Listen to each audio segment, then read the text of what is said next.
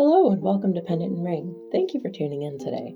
In a minute we will get to the presents. We have two treasures and history that go with them. The first one was minted in 1897, so get ready to time travel.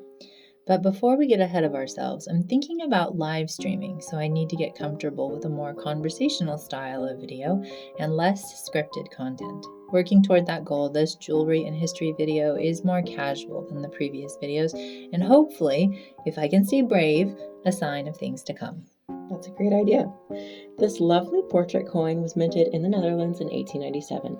Queen Wilhelmina was in her 7th year as queen and celebrated her 17th birthday that year. Her mother was acting as regent while preparing Wilhelmina to take up official duties in 1898. That was a big deal. In the 1890s, the Dutch age of majority was 23 years old. Taking up political duties at 18 was difficult, and especially difficult to Wilhelmina because, to the politicians, she was still a child. Nonetheless, she was popular with the people and championed their concerns. The Netherlands industrialized in the late 1800s, building canals including the Noordzee Canal to connect Amsterdam and the North Sea, and a network of rail across the country. As with any rapid industrialization, the Netherlands suffered an increase in pollution. The politicians pushed for progress, but the people saw a sudden decrease in quality of life. Wilhelmina was with the people, mourning the exchange of blue skies for gray smog. In the 1860s, Dutch painters of the Hague School produced realistic landscapes celebrating the nation's agrarian life and natural landscapes. No doubt, these paintings influenced the youthful queen.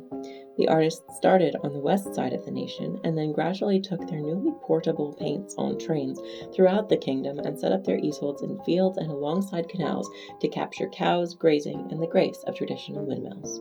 It was industrialization, the enemy, that made their artful expression of love for the rural possible. Rapid development alters landscapes and erases the old way of life it is replacing. Queen Wilhelmina always opposed the negative effects of industrialization. Even after World War II, in her 60s, she rode a bicycle into the countryside to see the people rather than drive a car.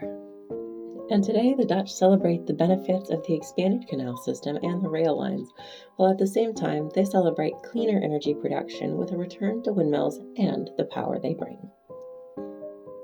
Back in the time machine, let's go all the way to 1966, West Germany. What you see here is a 5 Deutsche Mark with the 1966 Imperial Eagle. I always wondered about the connection between the Dutch and Deutsch, just because they sound so similar. So I looked into it and found out that both words come from the Proto-Germanic word meaning of the people. New languages develop out of older languages. Most new languages are a pidgin of 2 or more older languages. Dutch began as a pidgin between Low Franconian and North Sea Germanic. Germanic grew out of Indo-European, which is a very old pidgin of tribal languages used across the European continent.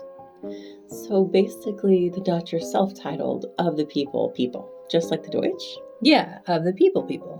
But back to 1966. Right. In 1966, Germany was divided into East and West, and the capital city of Berlin was further divided into 5 sectors. The west half of Berlin was divided into French, British, and American sectors, while the east half was the Soviet sector.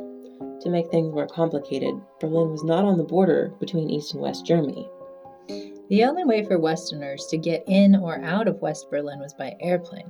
The Easterners, on the other hand, were not permitted to fly to West Germany, but could travel by road and rail. It was complicated. On that note, thank you for joining us today. Do, like, sub, ding the bell, and we'll see you next time on Pendant and Ring. Bye!